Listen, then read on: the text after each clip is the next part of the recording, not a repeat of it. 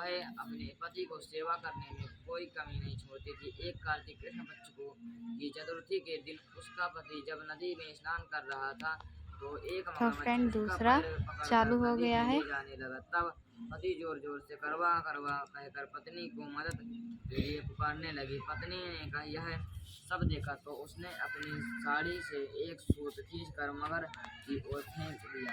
वह सूत के धागे से बांधकर पति को आगे नहीं ले जा सका।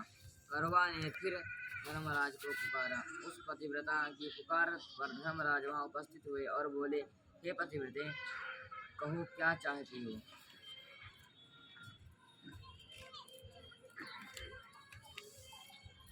करवा बोली, महाराज आप धर्मराज कहते हो और यहाँ अधर्म हो रहा है। देखो मेरा पति नदी स्नान कर रहा था तो इस मगरमच्छ ने पकड़ लिया है। आप उसे मारकर मेरे पति को बचाइए।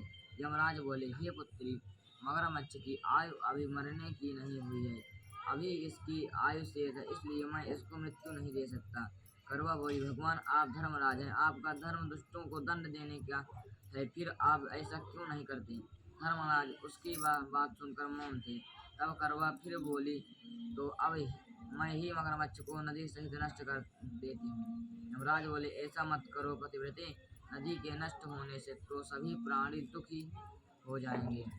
ऐसा कहकर उन्होंने उसके पति को छुड़ाकर मगर को सीधा यमपुरी भेज दिया और कहा, हे देवी, आज कार्तिक कृष्ण पक्ष की चतुर्थी है, श्री गणेश जी की पूजा का दिन है। तुम्हारे करवा नाम से यह गणेश चतुर्थी प्रसिद्ध होगी। इस दिन जो सुहागिनी अपने पति को दीर्घायु के लिए चंद्रोदय होने पर अर्घ्य देकर पूजा करेगी, उनकी इस व्रत के प्रभाव से समाप्त मनोकामनाएं पूर्ण होगी। आज तुम्हारा पतिव्रत धर्म भी धन्य हुआ जो तुमने अपने पति के प्राण बचाए। उसी समय से यह करवा चौथ व्रत पतिव्रताओं में प्रसिद्ध हुआ। हे चौथ माता, जैसा पुण्य फल पतिव्रता करवा को अपनी कृपा से प्रदान किया, उसी तरह समस्त पतिव्रताओं को उनके करवा चौथ और व्रत का फल प्रदान करें। उनके पतियों को दीर्घायु एवं सुख प्राप्त कराएं। बोले चतुर्थ महारानी की। दूसरा अध्याय पूरा हुआ, तीसरा अध्याय चलेगा। उनके पीछे उनके भ्राता और द्रौपदी को अनेक संकटों का सामना करना पड़ा। साथ ही द्रौपदी तो भी फ्रेंड दूसरा चालू हो गया है अभी कथा। अर्जुन के विषय में चिंतित रहने लगी। एक दिन द्रौपदी ने कहा, भगवान श्री कृष्ण का स्मरण किया और उनके दर्शन देने पर उनको अपने संकटों के विषय में बताया। तब शोकाकुल सती द्रौपदी को धैर्य बताते हुए श्री कृष्ण ने संकटों के निवारण हेतु एक प्राचीन कथा सुनाकर यह व्रतानुष्ठान करने का परामर्श दिया। उन्होंने द्रौपदी को बताया कि एक बार महिलाओं को कष्ट से दुखी देखकर पार्वती जी ने भोलेनाथ से कोई ऐसा व्रत बताने को कहा जो सुहागिन स्त्रियों को हर प्रकार से सुखी बनाए, उनके पतियों को दीर्घायु प्रदान करे, उन्हें सदा सुहागिन रखे। तब श्री शंकर जी ने उनको इस प्राचीन व्रत का वर्णन कर विवाहित स्त्रियों को हर प्रकार से सुख संपन्न रहने एवं उनके पतियों को दीर्घायु प्राप्ति करने वाला बताया। उन्होंने कहा कि एक समय एक ब्राह्मण परिवार था जिसमें 4 पुत्रों के अलावा एक कन्या गुणवती थी। परिवार के सभी व्यक्ति धार्मिक थे और वर्ष के सभी व्रत पूजा किया करते थे। एक बार कार्तिक कृष्ण चतुर्थी को माँ, बेटी तथा लड़कों की बहुओं ने करवा चौथ का व्रत रखा। सायंकाल तक व्रत पूजा की समस्त तैयारियां हो गई। चंद्रोदय होने की प्रतीक्षा हो रही थी। घर में पूरी पकवान बने थे। बेटी गुणवती को पकवानों की सुगंध ने उसकी भूख को जगा दिया। उसे भूखी और व्याकुल देख उसके दयालु भाइयों ने छल से भोजन कराने की सोच उन्होंने पीपल वृक्ष की आड़ में नकली चंद्रमा दिखाकर बहिनी गुणवती में अर्घ्य दिलाकर और उसे भोजन करा दिया। भोजन करने और वह बैठी हुई थी कि उसके ससुराल से अचानक पति के देहांत की खबर आ गई।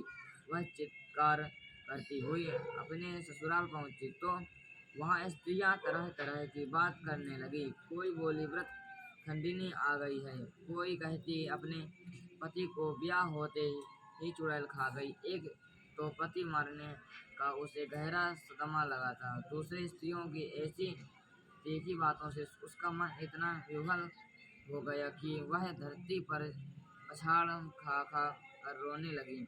हाय, मैं सचमुच ही राक्षसी हूँ, मैंने अपने पति को खाया है। सचमुच ही राक्षसी हूँ, मैंने अपने पति को खाया है।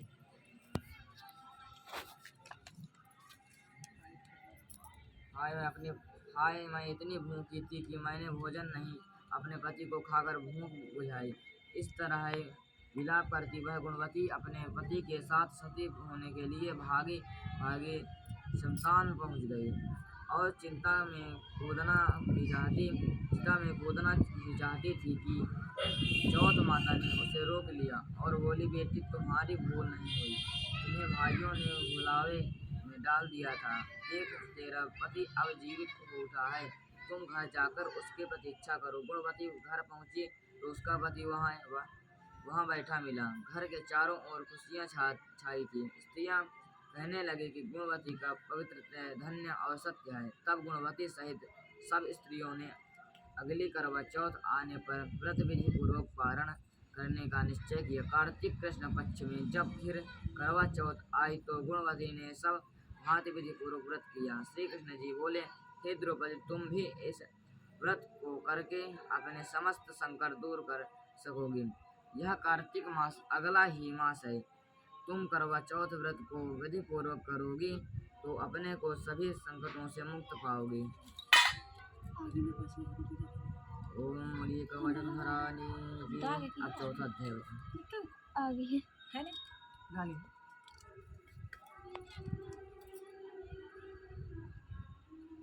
ओके बाय फ्रेंड, फिर मिलते हैं आपका अगले ब्लॉग में।